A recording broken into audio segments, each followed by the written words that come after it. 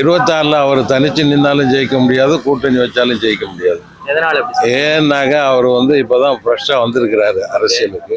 அவருக்கு அரசியல் அனுபவம் ரொம்ப குறைவு. மக்களிடத்துல ஒரு மாஸ் இருக்கு. ஓகே. அது பொதுமக்களா நம்ம கருத முடியாது இன்னைக்கு உள்ள நிலைமையில. அவங்க 18 வயசு, 20 வயசு, 25 வயசு உள்ள ஒரு இளைஞர்கள் தான் இப்போ அவர் பின்னாடி போய்கிட்டு இருக்கிறாங்க. அந்த இளைஞர்களை அவங்க அப்பா அம்மா கண்ட்ரோல் பண்ணவோ அவங்கள கட்டுப்படுத்தவோ நினைச்சாங்கன்னாக்கா அவருக்கு ஓட்டு வாய்ப்புகள் குறைவு.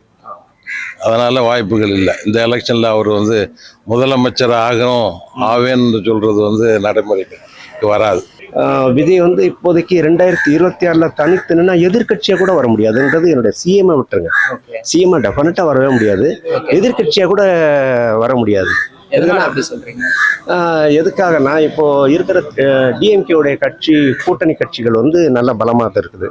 இப்போ ஏடிஎம்கேல பிஜேபியும் ஏடிஎம்கேயும் இருக்குது. ஏடிஎம்கே கூட இன்னும் ஒரு சில கட்சிகள்லாம் ஒரு சில வெளியே போகிறாங்க, வெளியே வர்றாங்க. ஆனால் இதுக்கு இன்னும் டைம் இருக்குது. அதெல்லாம் எப்போ முடிவாகும்னா டிசம்பர் ஜனவரிக்கு மேலே தான் நம்ம முடிவாகும். அது வரைக்கும் நம்ம பொறுத்து தான் பார்க்கணும். ஆனால் விஜய் தனித்து இருந்தாருன்னா ஓட்டை பிரிக்கலாம். ஓட்டை பிரித்து 2 பேரும் ஓட்டையும் பிரிப்பார். அவர் பிரிக்கிறது ஒன்லி டிஎம்கே ஓட்டு, ஏடிஎம்கே ஓட்டு, இல்லை நாம் தமிழர் ஓட்டு இல்லை, எல்லாருடைய கட்சியும் ஓட்டு பிரிப்பார். ஆனால் அதில் ரொம்ப அடிப்படை போகிறது யாருடைய ஓட்டுன்னு பார்த்தோம்னா டிஎம்கே.